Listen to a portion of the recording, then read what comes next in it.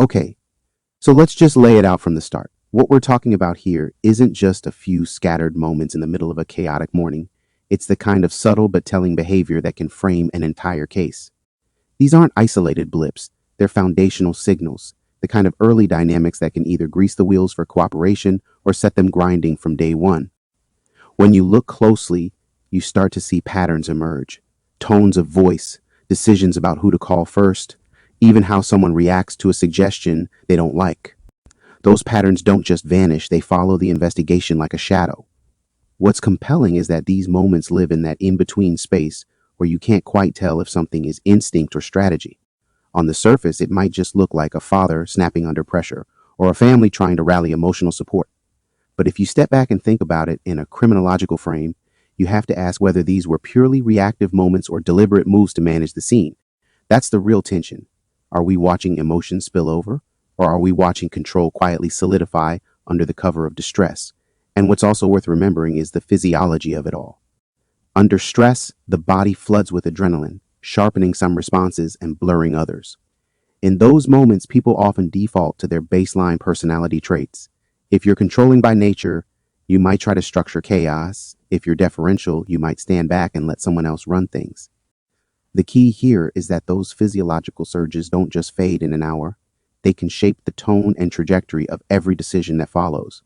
Layer on top of that the philosophical side of criminology and it gets even deeper.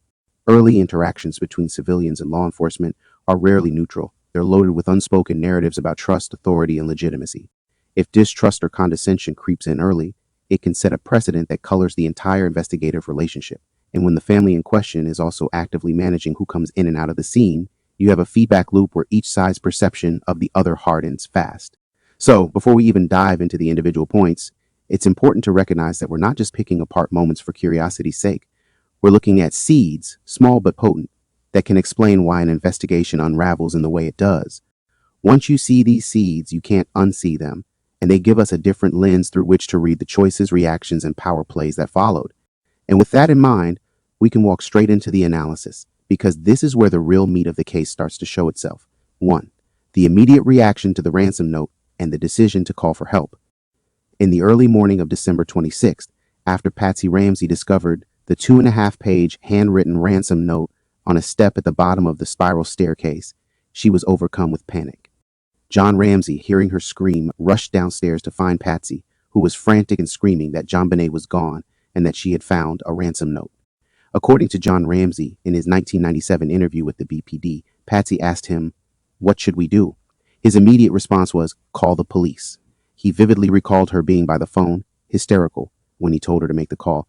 In his 1998 interview, John reiterated this, explaining that despite the note's instruction not to call the police, he felt it was the right answer and that they couldn't just sit there.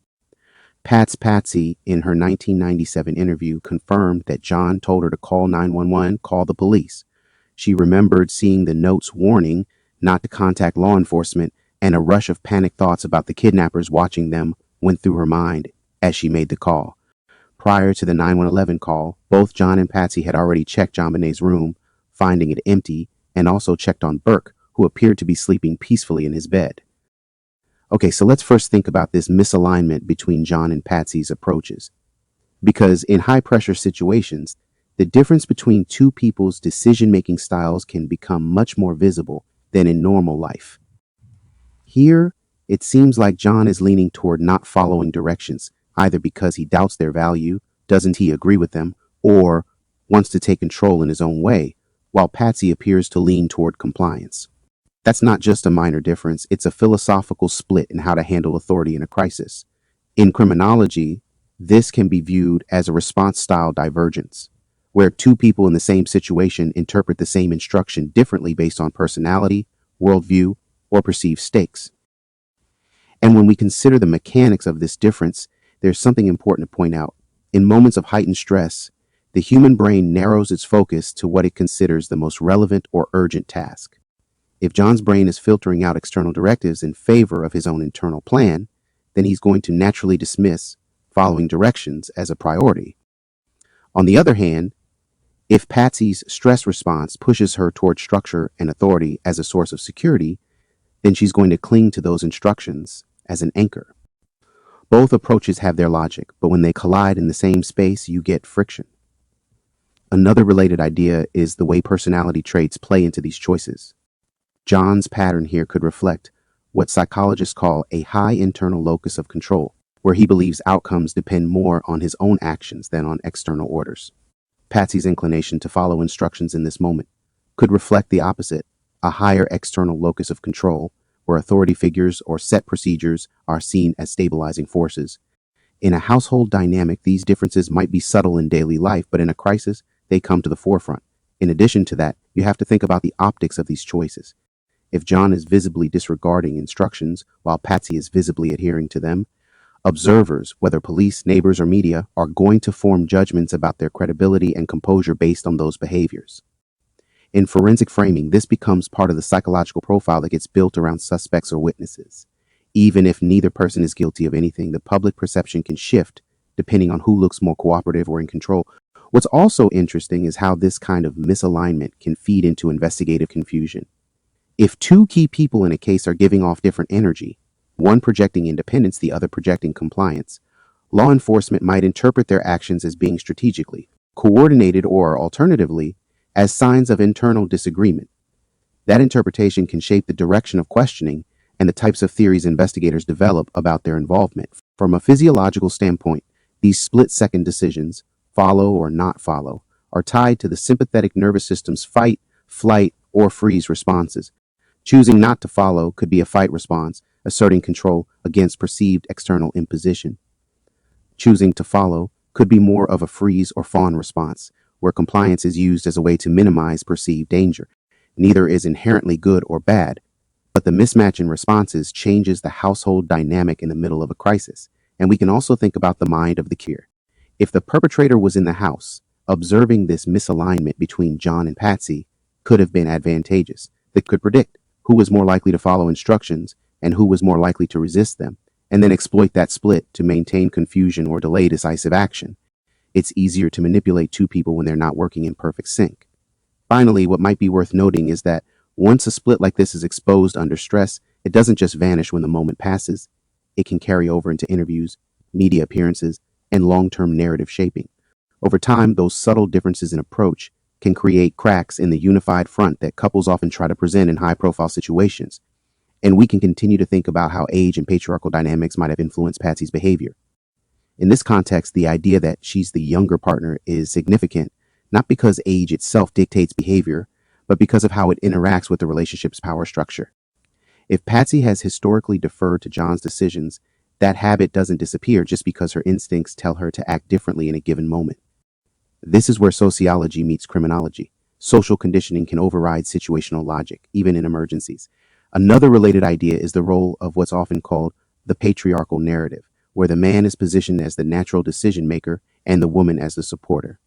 In daily life, this might play out in subtle, almost invisible ways. Who handles certain conversations, who makes travel arrangements, who speaks first in social settings.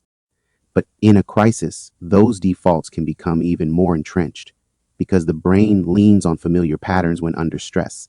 That could mean Patsy's instinct to follow directions is battling against her learned instinct to follow John. In addition to that, you can see how this internal tug of war might manifest physically: hesitation before acting, changes in tone when speaking, glancing to John for confirmation before making a move. These micro behaviors are often picked up subconsciously by observers, and in an investigative setting, they can be interpreted as uncertainty, lack of confidence, or even deceit. From a forensic framing perspective, these subtleties matter because they influence how credible a person appears under questioning. What's also interesting is that deference to a dominant partner doesn't necessarily mean agreement. A person can be complying externally while running an entirely different mental script internally. This is where suppressed instincts come into play. Patsy might have had her own ideas about what should happen, but chose not to override John's stance in the moment. That choice can create frustration or even resentment, which could leak out later in tone, phrasing, or selective memory during interviews. From a physiological standpoint, there's a concept called behavioral inhibition, where social conditioning essentially hits the brakes on your instinctive response. The body might even display signs of this: tightened muscles, slowed speech, nervous laughter, while the person is actively suppressing what they want to do. Over time, repeated inhibition can dull a person's responsiveness in high-stakes moments. which can be dangerous in emergencies. And when you think about this from the mind of the angle, a perpetrator who knows the couple's dynamic could use it to their advantage. If they knew Patsy tended to defer to John, they could predict that she would be less likely to push her own plan in the moment, making it easier to control the household's response. That's a powerful tool for maintaining the upper hand.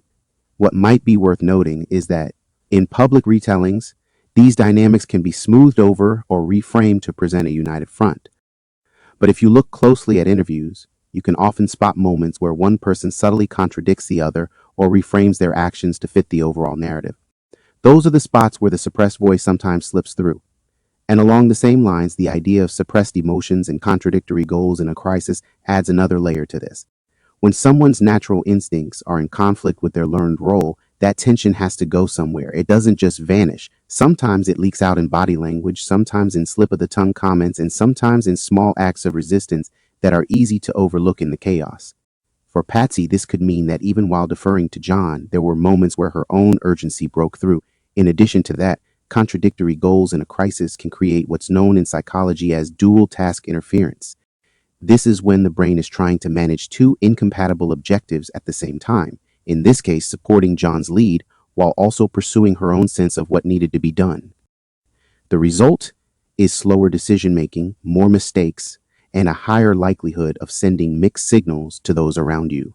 Another related idea is how this kind of tension can alter the group dynamic. If John and Patsy were pulling in slightly different directions without openly acknowledging it, the household environment would be marked by subtle friction, pauses, repeated instructions, moments of stepping on each other's actions.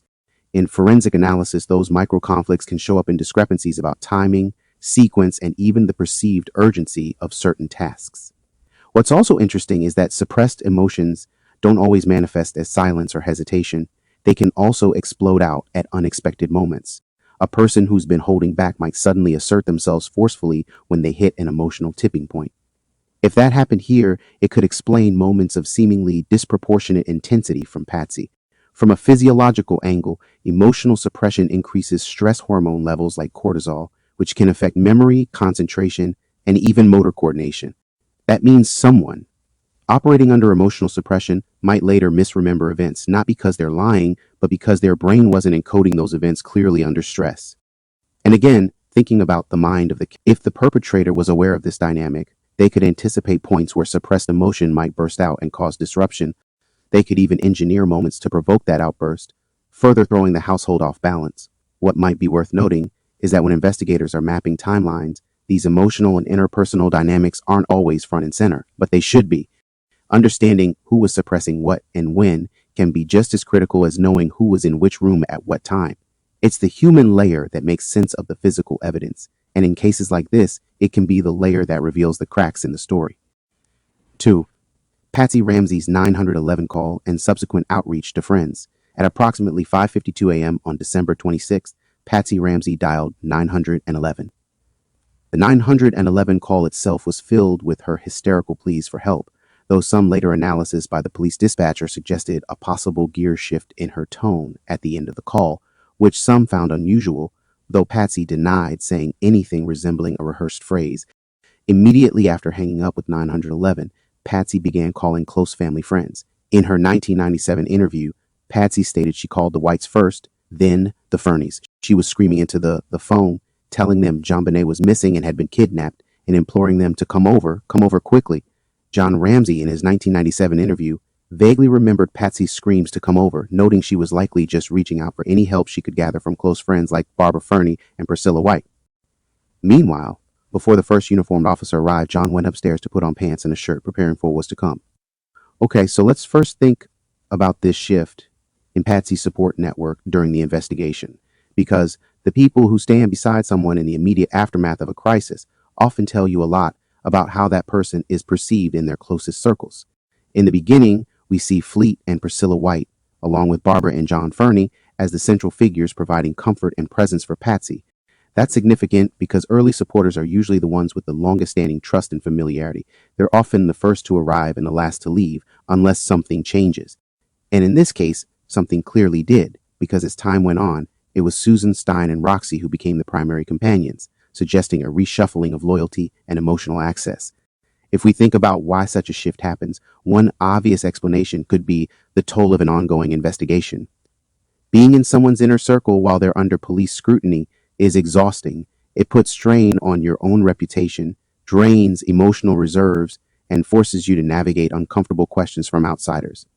Some friends simply can't sustain that level of commitment over months or years, but there's also the possibility that it wasn't just fatigue. It could have been the accumulation of doubts, disagreements, or perceived slights that made the original supporters step back. Another related idea is that these changes in support networks can reflect a kind of social triage. In criminology, there's recognition that when a person is under suspicion, their allies tend to consolidate into two groups: those who will support them unconditionally and those whose support is conditional on continued belief in their innocence. If Fleet, Priscilla, or others started falling into the second group, their distance may have signaled a shift from unwavering loyalty to cautious observation. In that vacuum, people like Susan and Roxy, who may have been more unconditionally loyal, step forward to fill the space. In addition to that, we have to consider the role of public optics. The people who are most visible at your side become part of your public image, whether you want them to or not. If certain friends withdrew quietly, perhaps to avoid being linked too closely to the Ramseys in public, the ones who stayed became de facto representatives of Patsy's support system. That shift can alter not just private dynamics, but the way the case is framed in the media. Suddenly it's Patsy and Susan instead of Patsy and Priscilla, and that changes both the narrative and the perception of who her core defenders are. What's also interesting is that a change in companions can sometimes affect the emotional feedback loop. People under investigation are heavily influenced by the tone and style of those they interact with most. If Susan and Roxy were more protective, more vocal in defense, and less willing to challenge Patsy on inconsistencies, then over time that could reinforce a different internal narrative than the one she might have had if she stayed surrounded by more questioning friends like Fleet or Priscilla. From a physiological standpoint, the brain in a prolonged stress state tends to gravitate towards sources of comfort and validation. This is tied to the brain's limbic system, which manages emotional safety. In plain terms, when you feel under siege, you want people around you who won't add to the pressure. That could make Susan and Roxy more appealing companions than those who might unintentionally introduce tension or challenge. And we can also think about the mind of the killer here. If the killer was in Patsy's orbit, they might have found it beneficial for her to have companions who wouldn't push too hard or question too much. That's not to say those companions knew anything. Rather, it's about how shifts in a person's environment can make it easier to control the narrative by surrounding them with reinforcing voices. Finally, what might be worth noting is that a support network isn't just about comfort. It's about information flow. Whoever is closest to you during a crisis hears the unfiltered thoughts, sees the raw emotions, and notices the inconsistencies before anyone else. Changing the people in that position can change what the outside world learns because the filters are different. And we can continue to think about the decline or loss of early friendships, because this is where the personal becomes just as telling as the procedural. Fleet and Priscilla White were more than acquaintances. They were close enough to be in that initial circle of comfort. For them to be among the first to pull away suggests that something shifted drastically in their perception of the situation. Falling outs don't just happen in a vacuum. They're usually the result of either a direct conflict, a slow erosion of trust, or an event that forces a reassessment of the relationship. One possibility is that proximity to the investigation created tension. If Fleet or Priscilla were questioned extensively by police or got the sense that their statements were being scrutinized for inconsistencies, that could create a defensive distance from the Ramseys. In criminology, this is sometimes called secondary stress distancing, where people who are connected to a suspect start to pull away to protect themselves from collateral suspicion. Another related idea is that moral alignment plays a role. Even without proof, people form private judgments based on what they see and hear. If Fleet or Priscilla began to feel that the Ramseys' account didn't add up, even subtly, it could make continued close contact feel morally compromising. This isn't about playing detective. It's about the discomfort of being too closely associated with a story you can't fully believe. In addition to that, there's the possibility of personality clash under pressure. High-stress situations often strip away the polite veneer of social interactions, revealing deeper incompatibilities. If Patsy's way of coping, whether through intense emotional expression or tight control of information, clashed with Priscilla's way of processing the situation, that could create rifts that had nothing to do with guilt or innocence and everything to do with coping styles. What's also interesting is that the speed of the withdrawal can tell you something about the depth of the break. If people fade away slowly, it suggests a natural drift. If they step back abruptly, it usually points to a specific triggering event. Investigators sometimes look at when a friendship broke down in relation to key events in the case to see if there's a correlation. From a physiological standpoint, conflict in close relationships spikes cortisol levels in a way that mirrors the body's reaction to physical threat. This is why people under sustained stress often prune their social circles. Removing sources of interpersonal tension is a way of preserving emotional energy for survival. And we can also think about the mind of the killer. If they're aware of rifts forming, they might see opportunity in it. Splitting allies weakens the collective defense, both emotionally and strategically. In this way, a social fallout could serve to isolate a key figure in the case, making them more vulnerable to influence or control. Finally, what might be worth noting is that when close friends become former friends in the middle of a criminal investigation, their absence can be as telling as their presence. Who's no longer at the table can say as much about the situation as who's sitting there now. And along the same lines, the uncertainty surrounding other friendships, like Barbara Fernie's, adds a different kind of intrigue. In some cases, it's not a dramatic fallout, but a quiet absence that prompts questions. If Barbara's relationship with Patsy simply faded from view, was it because of logistical distance, emotional fatigue, or something less visible? The fact that we don't know leaves room for speculation. And in high-profile cases, that speculation tends to fill with the most dramatic possibilities. In addition to that, uncertainty in relationships can sometimes be strategic. In public-facing situations, people might choose to keep certain associations ambiguous so they're not locked into a public stance. Barbara's position could be one of quiet neutrality, maintaining personal distance without making a public break. Another related idea is that ambiguity itself can serve as a protective mechanism. If someone is unsure of the truth or wants to avoid becoming part of the public narrative, keeping their role undefined is a way to limit their vulnerability. From a criminological standpoint, this can be seen as controlled disengagement. You don't have to denounce anyone, but you also don't have to stand beside them. In addition to that, this lack of clarity complicates the understanding of Patsy's real-time emotional support system. Was Barbara still a sounding board in private? Did she fade away entirely? Those answers could matter because private confidants often hear versions of events or emotional reactions that never make it into public or police records. What's also interesting is that in some investigations, the missing friends become targets of renewed interest years later, precisely because they were close enough to know something but distant enough to have avoided early suspicion. Their knowledge, if any, can remain untouched until circumstances bring them back into focus. From a physiological perspective, drifting away from a high-stress relationship can feel like relief, but it can also leave lingering anxiety, especially if you still carry unspoken doubts or unresolved feelings about what happened. This could mean that even absent friends carry psychological weight in the case's long-term orbit. And we can also think about the mind of the killer. If they were part of the same social ecosystem, they would be aware not only of who was present, but who had quietly slipped away. That awareness could inform how they assess the risk of exposure over time. Friends who fade from the circle are less likely to hear sensitive details, but also less likely to vouch for you if you come under renewed suspicion. Finally, what might be worth noting is that the absence of clear answers about these friendships mirrors the larger case. It's not just about what we know, it's about the gaps, the silences, and the unanswered questions. Those gaps can sometimes be just as telling as the loudest pieces of evidence. 3. Initial police arrival and immediate scene management. The first uniformed officer on the scene, Officer Rick French of the Boulder Police Department, arrived very quickly at approximately 5:55 a.m., just 3 minutes after Patsy's 911 call. John Ramsey met him in the front hallway, informing him that their daughter was missing and showing him the ransom note. According to John, the officer initially asked if JonBenet might have just run away, to which John responded, "For God's sake, she's only 6 years old," feeling he had to convince the officer of the seriousness of the situation. Patsy Ramsey, in her 1997 interview, remembered being hysterical as she walked out to the front step to meet the arriving officer, telling him about the note and the kidnapping. She also recalled the concern about the note's warning not to call the police and hoping the kidnappers weren't watching as the police arrived. Shortly after Officer French's arrival, other friends of the Ramsey family, including the Whites and the Fernies, also began to arrive, filling the house with people. Officer French subsequently directed everyone to gather in the solarium, and John Ramsey gave the original ransom note to him, which the officer then kept. Later, other police officers, as well as personnel from victims advocacy, arrived. This initial phase of the investigation began with the police treating it as a kidnapping, aligning their efforts to comply with the ransom instructions, even requesting FBI assistance and initiating telephone traces.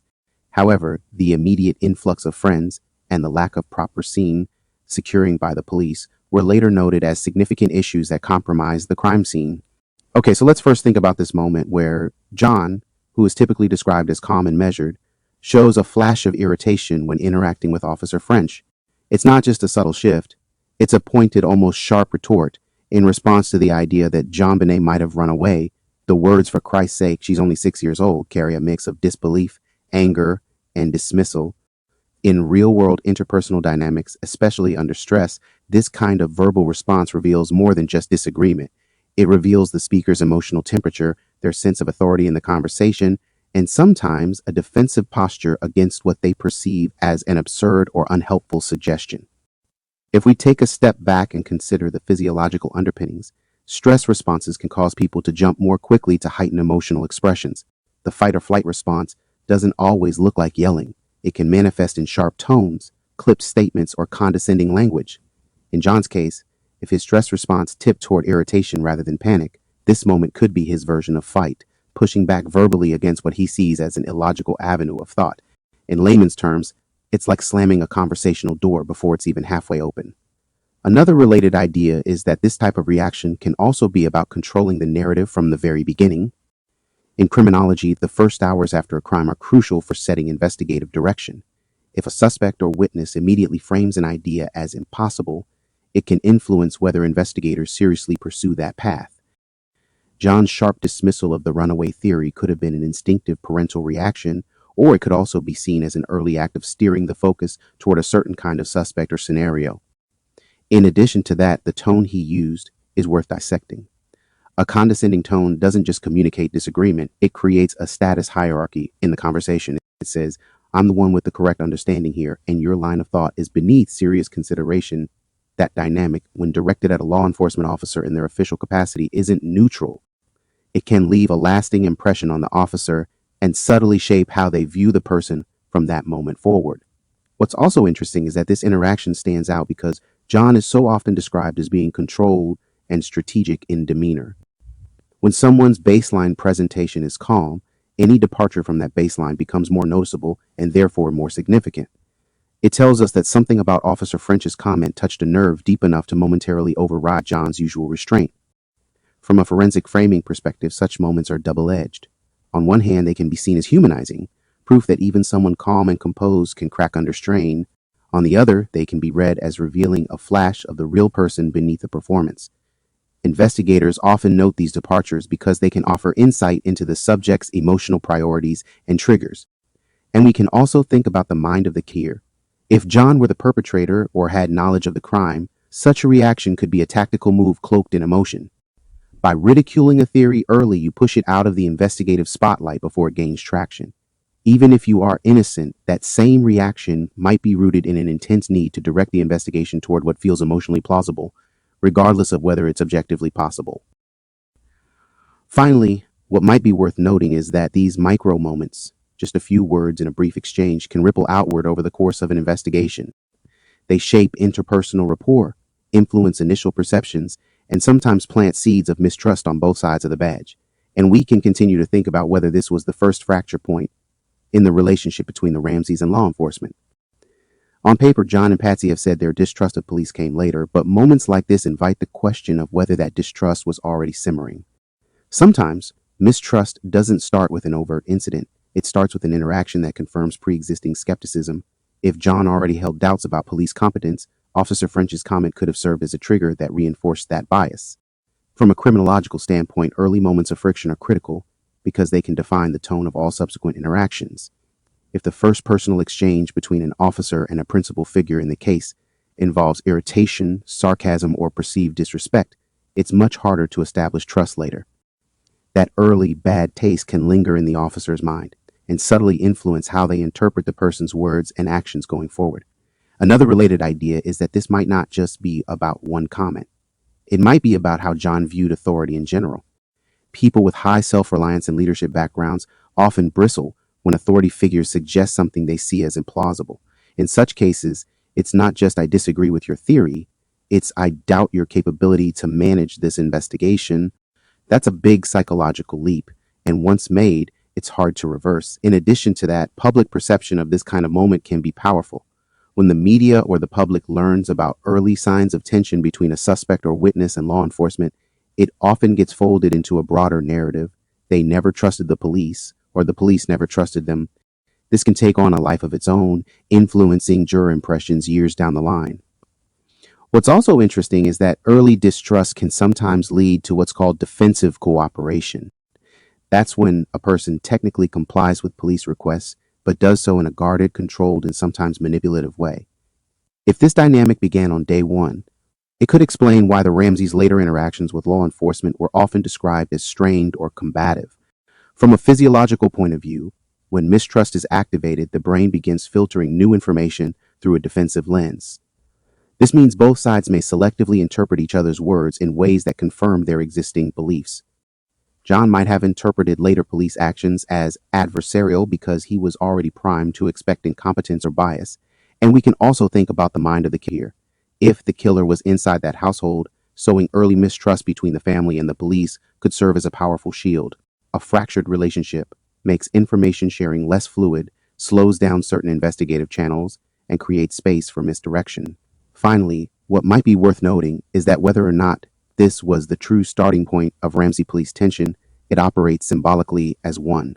The sharpness of John's response and the dismissiveness toward a law enforcement hypothesis capture in miniature the adversarial undercurrent that defined much of the case's investigation. And along the same lines, the Ramseys' influence over the crime scene that morning can't be ignored. They didn't just passively allow people into the house, they actively called them. Friends, ministers, lawyers, doctors, victim advocates, the list is long. In terms of crime scene management, every new person entering the environment increases the potential for contamination, both physical and informational. While police missteps are well documented in this case, it's equally true that the Ramseys themselves created a flood of uncontrolled traffic through the most critical investigative space. In addition to that, it's important to recognize that this wasn't random chaos. It was a kind of social mobilization. In crises, some people instinctively call in their network for support. But in high-profile criminal investigations, such a move has complex consequences. Every extra person becomes both a comfort and a liability. They can offer emotional reinforcement, but they can also unintentionally destroy or alter evidence. Another related idea is that bringing in certain types of people, lawyers for example, can signal an immediate legal strategy rather than a purely emotional reaction. From a criminological perspective, this kind of action in the opening hours of an investigation can set the tone for how cooperative or uncooperative a household appears to law enforcement. In addition to that, inviting ministers and victim advocates creates a layered protective barrier, both emotionally and in terms of public optics. These figures are often perceived as morally credible, so their presence can subtly shape the public narrative by visually reinforcing the idea that the family is victimized and in need of comfort. What's also interesting is that every person brought into the scene becomes a potential information carrier. They may repeat details outside the house, sometimes inaccurately, which can contaminate the public's understanding and even influence potential witness statements later. In effect, the Ramseys weren't just opening the door to friends, they were opening multiple channels of uncontrolled information flow. From a physiological standpoint, having many supportive people present can regulate stress levels in the moment, lowering cortisol and adrenaline spikes. That's good for emotional stability, but it can also embolden a person to maintain control over the environment because they feel reinforced by a crowd of allies. And we can also think about the mind of the killer. If the killer was inside that house or had access to it, a crowded crime scene is the perfect camouflage. The more people moving around, the harder it is to pinpoint who disturbed what, and the easier it is to rationalize any anomalies in the evidence as innocent contamination.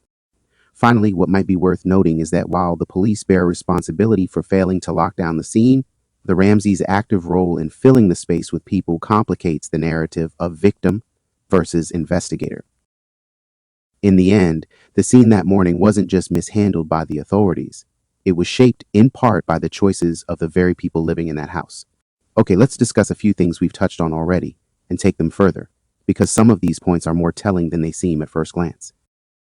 That brief exchange between John and Officer French, for example, is small in length but big in implication. You've got John, typically painted as calm and calculated, letting slip a flash of sharpness with, "For Christ's sake, she's only 6 years old." On paper, that's just a statement of fact with some frustration behind it.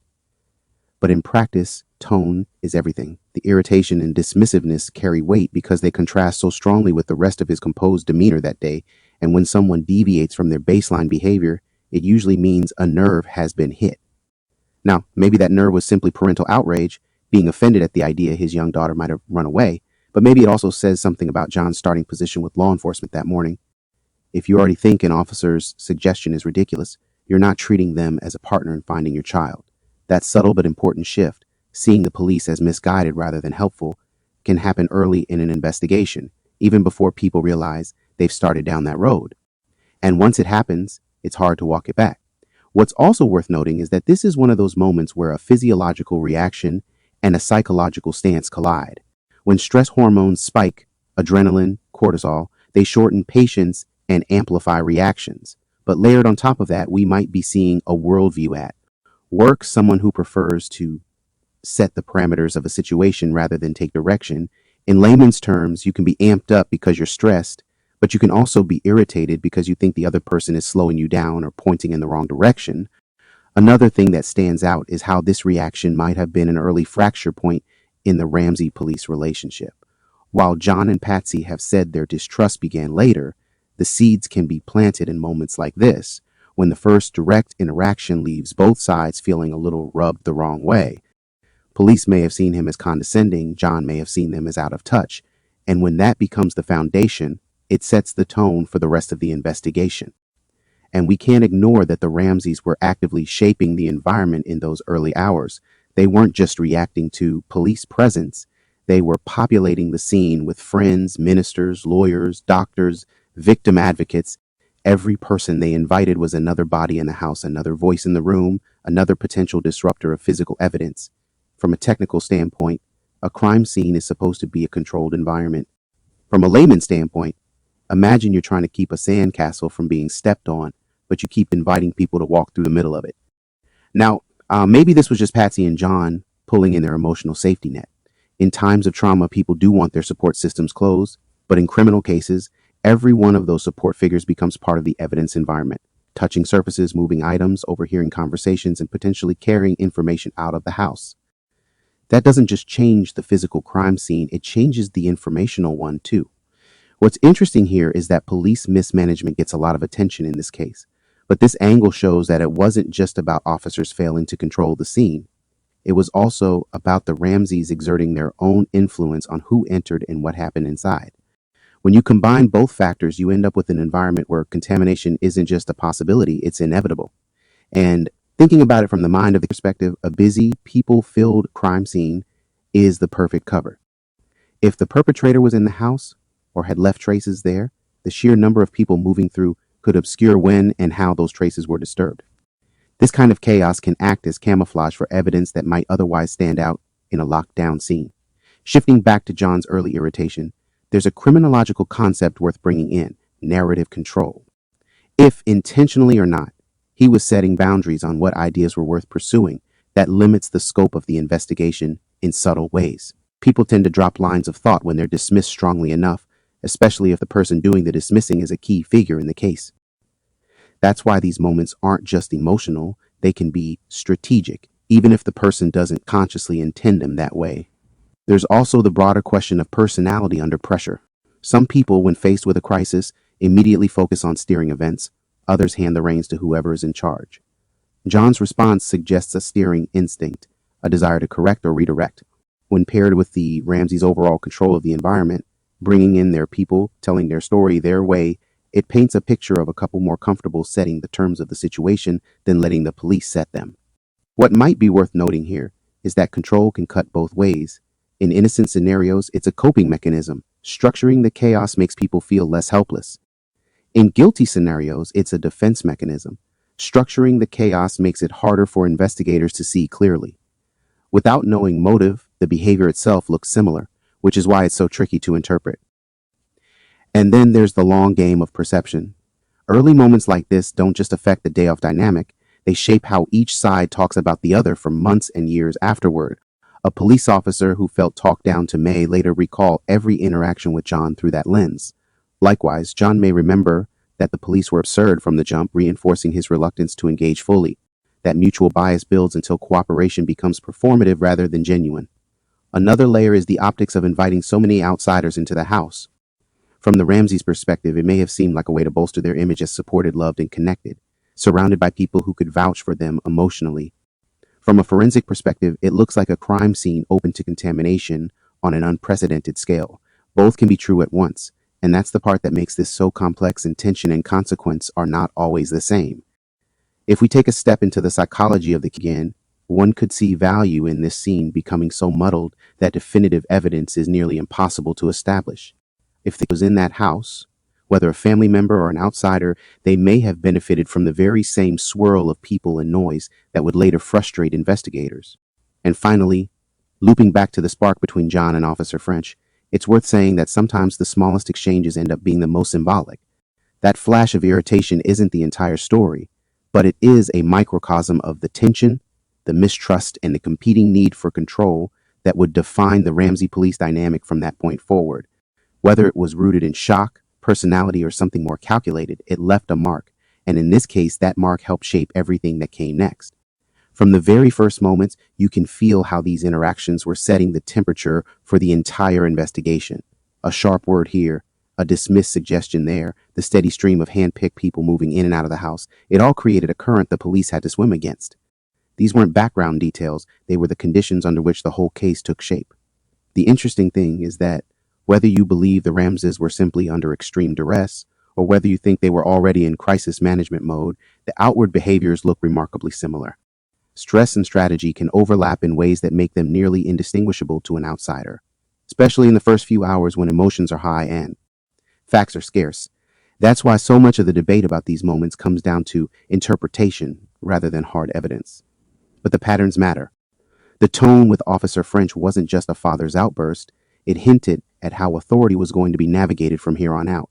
The choice to call in certain friends, doctors, and advocates wasn't just social, it was logistical, shaping who would be in the house, who would witness what, and how narratives might be reinforced. Each of those decisions had ripple effects that still echo when you review the case today.